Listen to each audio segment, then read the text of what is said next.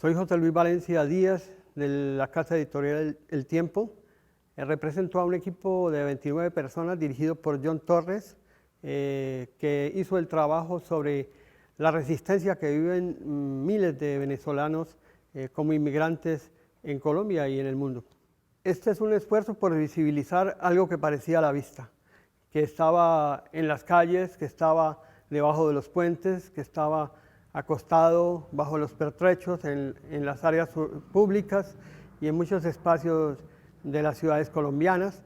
Es un retrato de lo que Colombia ha vivido con la llegada de 5 millones de venezolanos en menos de 5 años, que han venido, digamos, escapando de una crisis propia y que se han encontrado muchas veces con grandes apoyos y también con grandes barreras como la discriminación, la desatención, y a veces también han caído en, digamos, en situaciones complejas para ellos en seguridad y en salud y en alimentación.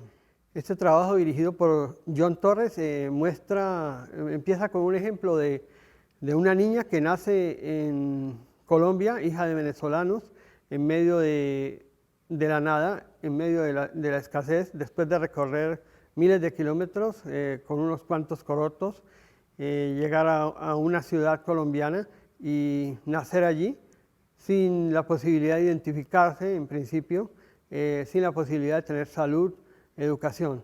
Esos pasos, algunos pasos se han ido dando para que estas personas tengan la posibilidad de tener identidad, tener educación y salud. No es un esfuerzo sencillo y hay muchos problemas todavía por corregir, y uno de esos graves problemas es la discriminación. Digamos que esa migración tan fuerte que viene de 2018-2019 se encuentra con la pandemia y es un cóctel molotov, como dicen en Colombia, donde se mezcla gasolina con agua y aceite en un solo espacio, entonces en un solo recipiente, y eso genera una situación crítica para las personas que viven en las calles o viven en pequeñas viviendas hacinados. Eso obviamente implica que muchos venezolanos también se hayan contagiado en el país y hayan, por sus mismas aventuras de camino, porque no se pueden quedar en un espacio muchas veces, porque tienen la ilusión, por ejemplo, de llegar a la frontera con Ecuador para seguir hacia Chile o para irse a Estados Unidos. Entonces, hacen parte de esa cadena que se dio con el coronavirus, que se fue multiplicando por las ciudades y obviamente pues generó pues muchas dificultades. La atención de ellos, se han hecho esfuerzos, inversiones, obviamente no las suficientes para que eso sea pues de un nivel de calidad alto, pero se ha generado mucho problema de discriminación, inclusive con la salud. Muchos colombianos se quejan de que tal venezolano está radicado en el sistema de beneficios de salud y ellos no. Y obviamente todo eso genera sus caos y sus diferencias. Digamos que los 29 compañeros que hemos trabajado en este proyecto, pues nos hemos encontrado, hemos buscado en distintos espacios esas historias que son muchas dolorosas. A la ciudad donde yo vivo, que es Cali, que ahorita está aparte de pandemia con paro, pues llegaron muchos venezolanos buscando un lugar donde vivir, ilusionados con algún tema de posibilidades de subsistencia, durmiendo debajo de pertrechos. Y llegó, por ejemplo, un venezolano que él se vino por la frontera y le fue bien en la frontera hasta que fue llegando ya la migración total. Se fue para Bogotá con su compañera, la compañera lo abandona en Bogotá, él se viene a pie 400 kilómetros hasta Cali y ahí encuentra otro amor y algunas posibilidades de vivir. Pero con el tema de la deportación y todo esto, él estaba esperando ser deportado y seguramente ya está en su país, alejado del paro que estamos viviendo. Digamos que los municipios y los distritos de Colombia no tienen suficientes recursos para atender toda esta población. Y muchas han optado, como en el caso de Cali y otras capitales, en hacer procesos de regreso. Esos procesos implican agendar, escoger, porque de pronto se cuela alguien que no es, digamos, de ese país o eso, y también he encontrado la resistencia de muchos que ya se querían ir a quedar.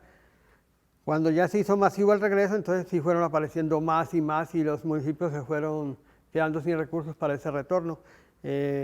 se acudió al gobierno nacional y ha habido pues fuerzas que se unen como Migración Colombia, como el mismo gobierno y los distritos y municipios han intentado hacer lo posible dentro de sus capacidades presupuestales, pero obviamente todavía hay mucho venezolano. Ahora con el paro muchos se quieren ir, pero ha habido limitaciones para el transporte. Colombia ha estado con el paro en estos 39 días ya de paro. Hemos tenido prácticamente cerradas muchísimas carreteras, inclusive en áreas urbanas, y todo eso genera pues una situación complejísima. Muchos se quieren ir porque estalló una crisis social en Colombia. O sea, se encontraron con la que tenían en Venezuela, se la vieron multiplicada con el paro en Colombia, y eso pues es complicado. Pues la visión es que tenemos una cantidad de situaciones al mismo tiempo, una mezcla de situaciones humanas, sociales, comunitarias. Tenemos un país casi cerrado por los bloqueos, algunas capitales con más crisis que otras por eso, y en medio de eso pues están los venezolanos, que han tenido que alejarse un poco de la protesta. Seguramente lo hacen, ¿no? Pero les han ofrecido deportación si los llegan a encontrar en esa situación. Entonces, muchos venezolanos están escondidos prácticamente en el paro, pero están ahí y lo sabemos, y sabemos que hay colombianos también, y estamos en un país que está en un estallido social que ha sido generado sobre todo por los jóvenes.